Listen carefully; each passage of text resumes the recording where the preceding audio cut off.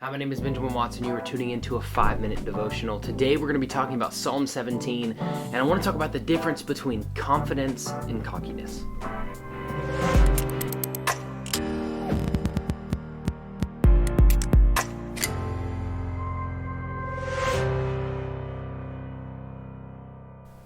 Well, like I said, I want to talk about the difference between confidence and cockiness, something that I think we need to understand. And honestly, I see a beautiful picture painted here in Psalm 17 of that. And so I'm just going to read a few verses out of this as we continue this Psalm series. But man, I just think this is a good encouragement for us to have going into 2020, and that is to just have confidence that we are called and that we are ready for this season. And maybe, like I read here in Psalm 17, I read of just some confidence and some reminders that, of situations maybe that we look back on our past, as David is writing about the situations in his life, but yet he still remains confident, knowing that there are things that are going to happen, trials are going to come, situations will rise, but we will remain confident in that. And so Psalm 17 starts out by saying, "Hear me, Lord, my plea is just, listen to my cry. Hear my prayer, it does not rise from deceitful lips. Let my vindication come from you. May your eyes see what is right." What I see here is a little different than some of the Psalms that we've read so far. We read of these Psalms where he's saying, "God, please save me. I'm sorry for what I've done," or "God, they're coming at me." And we do see that later on in the Psalm that, "God, they're rising at me, take away my evildoers." And we see that.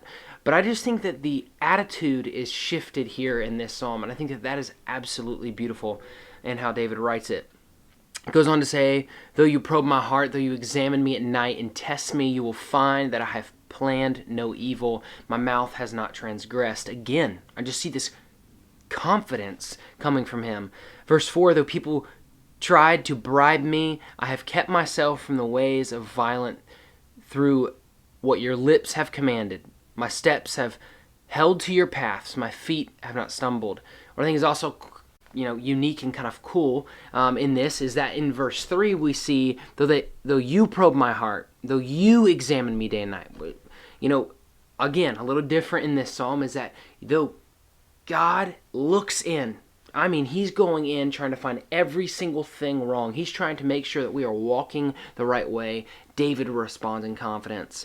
And then in verse 4 we see, though people tried to bribe me. So then we see this other way of David saying, "Nope, I'm still confident. Though the things that maybe usually make me stumble or have in my past that I fell too easily, I'm now pushing those away with confidence." And really, those are the verses that I wanted to focus on, and I also wanted to focus on again in verse 15, where it just kind of repeats, just this vindication moment. And it says, "As for me, I will be vindicated and will see your face. Then I will awake.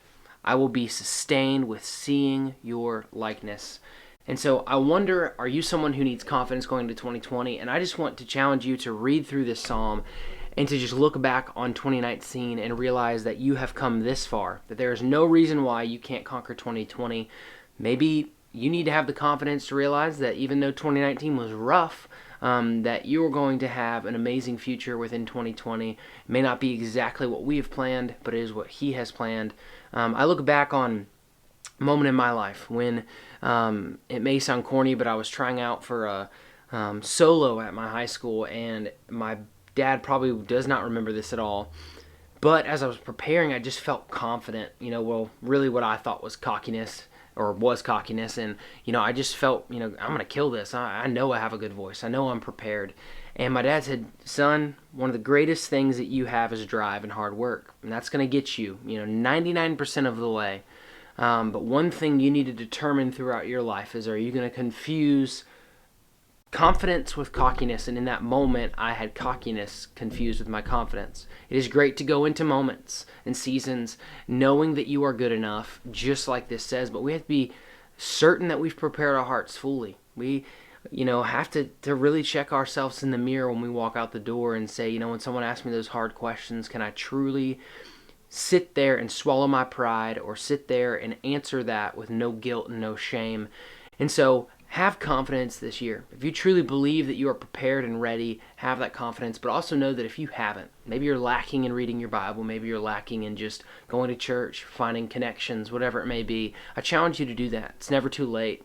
I waited so long to finally just say, God, I want to consistently make my life something that is worthy, to be in a relationship with you. And it took way too long, and I missed out on just some good moments and some amazing times. And so I just challenge you to have the confidence to do that today. If you need to speak to someone, do it. Get plugged into a local church. Remember, this is not the church. This is just a means of filling up. But go into 2020 with confidence. But also understand that cockiness is something you need to maybe set aside, push away.